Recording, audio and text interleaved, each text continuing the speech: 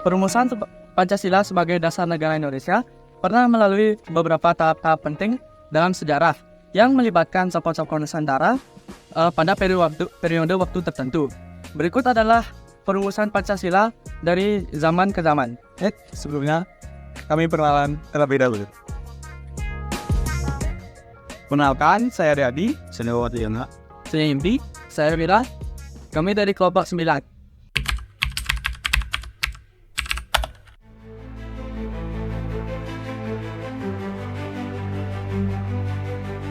Yang pertama adalah zaman kolonial atau yang biasa disebut dengan zaman prakemerdekaan. Pada masa penjajahan Belanda, ide-ide tentang kemerdekaan, kebangsaan dan persatuan mulai bermunculan di kalangan para tokoh nasional.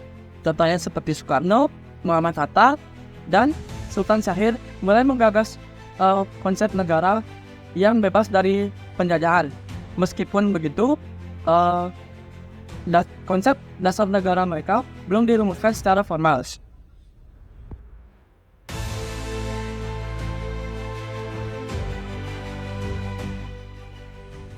Yang kedua, masa kependudukan Jepang pada tahun 1942 sampai 1945. Jepang bikin BPUPKI buat menyusun kemerdekaan. Nah, disinilah muncul ide-ide dasar negara, yaitu saat Jepang menduduki Indonesia, terjadi beberapa perkembangan penting. Pada tahun 1945, Jepang mulai mempertimbangkan kemerdekaan Indonesia sebagai cara untuk menarik dukungan rakyat Indonesia. Mereka membentuk badan yang disebut Dokuritsu Junbi Chosakai atau Badan Penyelidik Usaha Persiapan Kemerdekaan Indonesia, yaitu BPUPKI. Sidang BPUPKI pertama yaitu pada tanggal 29 Mei sampai 1 Juni 1945. Pada persidangan pertama ini, gagasan dasar negara Indonesia mulai dirumuskan. Beberapa tokoh memberi usulan mengenai dasar negara. Yang pertama, Pak Muhammad Yamin pada tanggal 29 Mei 1945 mengusulkan 5 dasar negara, yaitu yang pertama, peri kebangsaan, kedua, peri kemanusiaan, ketiga, peri ketuhanan, keempat, peri kerakyatan, dan yang kelima, kesejahteraan rakyat. Yamin juga menyatakan bahwa kelima prinsip tersebut berasal dari tradisi dan budaya bangsa Indonesia. Yang kedua, ada Profesor Dr. Supung pada tanggal 31 Mei 1945 menempatkan konsep negara integralistik yang menekankan kesatuan dan kebersamaan.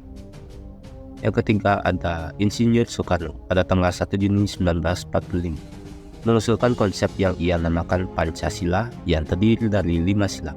Yang pertama ada kebangsaan Indonesia, kedua internasionalisme atau peri kemanusiaan, yang ketiga mufakat atau demokrasi, yang keempat kesejahteraan sosial, yang kelima ketuhanan yang kebudayaan. Konsep Pancasila dari Soekarno ini menjadi dasar perdebatan dan pembahasan lebih lanjut.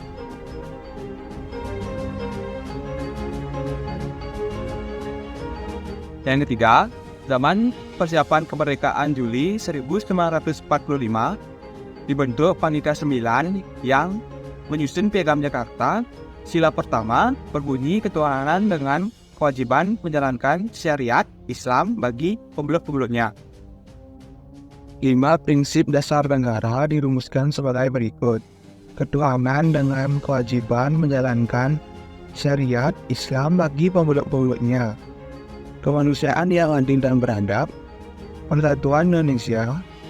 Kerakyatan yang dipimpin oleh hikmat kebijaksanaan dalam permusyawaratan perwakilan. Keadilan sosial bagi seluruh rakyat Indonesia.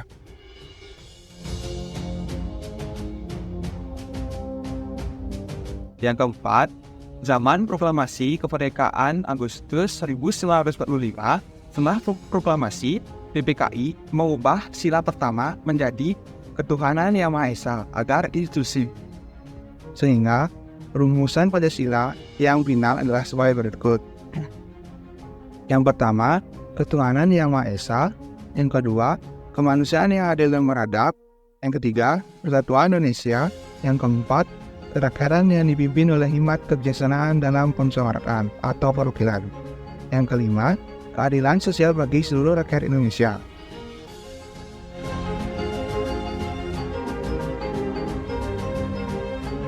5. zaman pasca kemerdekaan. Pada masa ini Pancasila resmi dijadikan dasar negara dan panduan hidup berbangsa.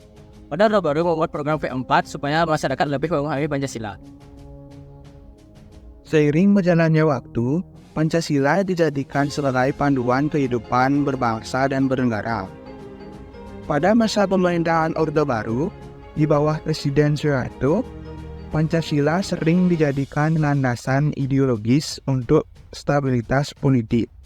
Bahkan, pemerintahan saat itu mengembangkan program penataran P4, pedoman penghayatan dan pengamalan Pancasila untuk menanamkan nilai-nilai Pancasila kepada masyarakat.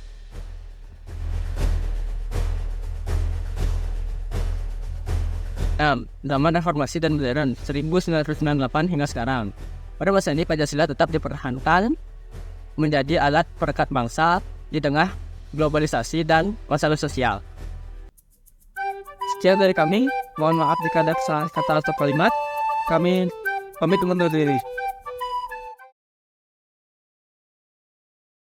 Malam itu aku menggali di dalam ingatanku, menggali di dalam ciptaku, menggali di dalam khayalku, apa yang terpendam di dalam bumi Indonesia ini, agar supaya sebagai hasil dari penggalian itu dapat dipakainya sebagai dasar daripada negara Indonesia merdeka yang akan datang.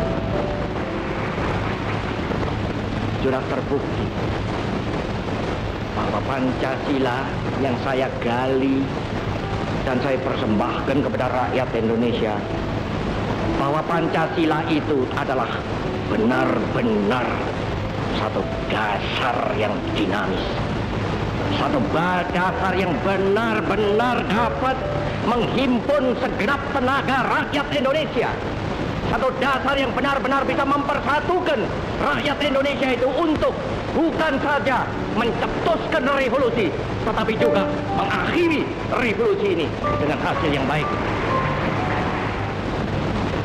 Maka aku adalah sebenarnya utusan, wakil daripada revolusi Indonesia. Revolusi Indonesia ini bukan revolusi Soekarno, tetapi revolusi daripada seluruh rakyat Indonesia dari Sabang sampai Merauke.